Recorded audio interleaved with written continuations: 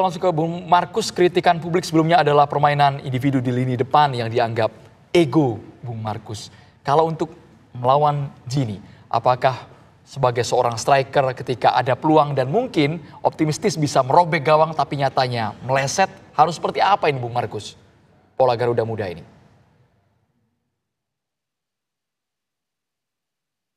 Boleh di-unmute Bung Markus audionya? Halo. Silakan Bung Markus yang mungkin juga pernah mengalami secara pribadi ya. Betul. Ya, saya juga mantan pemain ya. Kita juga manusia ya. Mungkin pertandingan hari ini kita bermain bagus, besok bermain jelek, itu hal biasa ya, Mbak. Di tingkat Eropa juga ada pemain yang punya bintang, pemain nama yang punya nama juga. Hari ini bermain bagus, besok dia bermain jelek. Ya, kita ketahui ya tipe-tipe penyerang, apalagi kalau sudah masuk dalam kotak penalti, pasti ada egonya. Hal itu ya pasti semua wajar.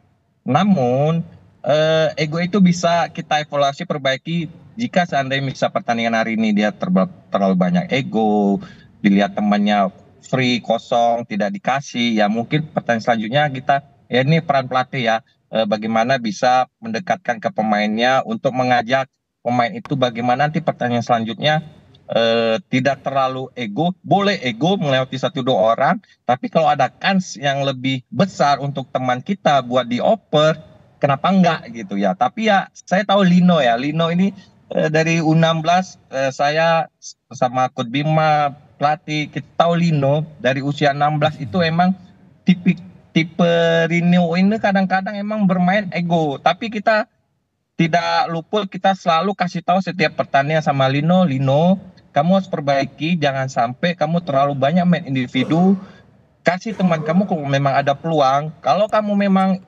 bisa mencetak gol, ya boleh satu melewati 2 pemain, kamu langsung syuting, cetak gol, itu boleh, itu hal wajar, biasa.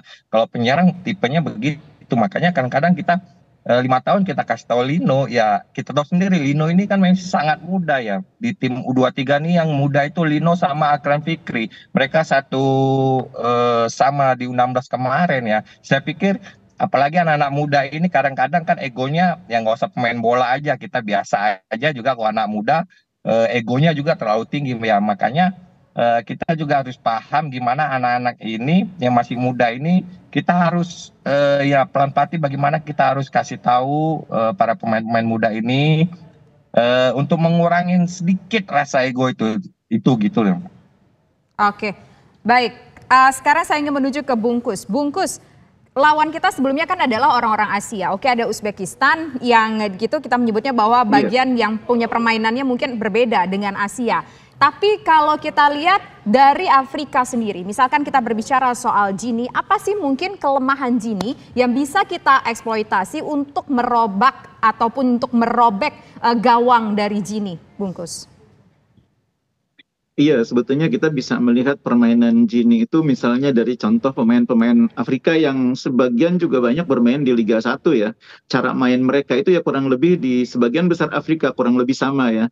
Bedanya mungkin karena pemain-pemain Gini ini banyak yang sudah mendapat sentuhan sepak bola Eropa. Jadi tactical awareness-nya itu lebih tinggi gitu ya. Kalau yang belum banyak mendapatkan kesempatan mengasah ilmu di Eropa, biasanya datang itu dengan kemampuan individual yang bagus, tapi tactical awareness-nya masih kurang. Nah ini kebetulan pemain-pemain Gini ini sudah banyak bersentuhan dengan sepak bola Eropa yang dibawa untuk pertandingan U23 ini, sehingga mereka punya tactical awareness yang cukup tinggi. Problemnya adalah mereka sempit waktunya untuk menyatukan itu dalam satu tim, sehingga mungkin tactical awareness itu juga belum terlalu kelihatan. Akan tetap lebih menonjol kemampuan individu dan permainan individunya, itu yang membedakan. Nah kemudian yang kedua, kalau kita ini kan meskipun kita secara postur kalah dibanding mereka, tactical awareness-nya masih lebih kuat karena kita kemarin baru menghadapi sebuah kejuaraan yang penting, Piala Asia, sehingga tactical awareness itu masih kuat di kalangan pemain-pemain. Nah problemnya barangkali seperti yang saya bilang tadi, kita berkurang materi pemainnya, terutama di lini pertahanan. 2 pemain yang bisa menjadi pemain starter tidak ada di tim, dan itu yang akan sedikit mengganggu koordinasi sekaligus kerjasama di lini pertahanan. Makanya tadi di awal saya katakan fokus Sintayong saat ini adalah bagaimana membenahi pertahanan, karena kita akan berhadapan dengan lawan yang lebih kuat dibanding lawan-lawan kita di Asia. pada saat bersamaan kemampuan pertahanan kita agak menurun. Nah ini butuh taktik sekaligus strategi yang tepat untuk mengatasi. Kalau kemampuan individu per orangnya ya saya pikir kita juga tidak akan bisa mengubah banyak dengan sisa waktu yang hanya 1 minggu. Tapi bagaimana menyatukan mereka dalam satu kesatuan tim, strategi, taktik itu yang akan membantu Sintayong untuk mengurangi problem di lini pertahanan itu. Ya lebih bagus lagi kalau problem di lini pertahanan diatasi dengan masuknya pemain-pemain yang sebelumnya dikhawatirkan tidak bisa bermain seperti Justin Hubner atau Elkan Bagot. Baik, Bungkus, tapi Justin Hubner kabarnya akan digantikan oleh posisi Dewangga. Melihat kapasitas Dewangga yang sebelumnya back PSIS, gimana Bungkus? Iya, Dewangga ini versatile player ya, jadi boleh jadi dia akan didatangkan untuk posisi back, tapi boleh jadi juga dia akan main di tengah. Karena Dewangga di tim sebelumnya, di timnas usia muda di bawahnya, itu juga kadang-kadang main sebagai gelandang, karena emang karakternya yang versatile. Jadi bisa jadi Dewangga tetap di tengah, mendampingi katakanlah Ivar Jenner, kemudian di belakang Nathan akan bermain sebagai leader. Nathan, ada Ferrari, ada Komang, skuad sementara kan itu. Karena di belakang butuh pemimpin, mau tidak mau harus ada pemimpin. Nah yang punya karakter memimpin di pertahanan saat ini ya Nathan.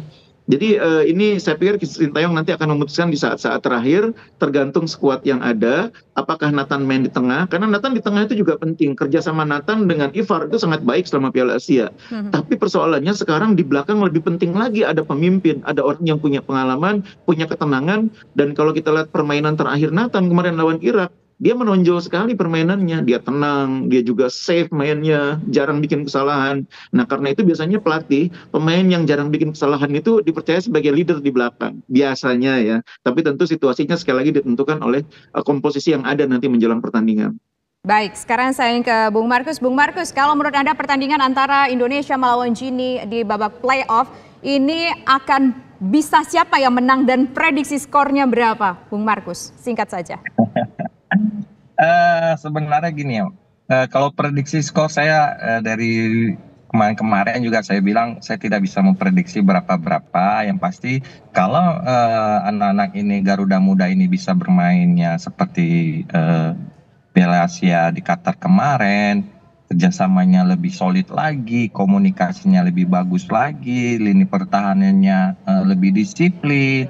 Saya yakin anak-anak ini bisa meraih kemenangan bisa di sana, Mbak.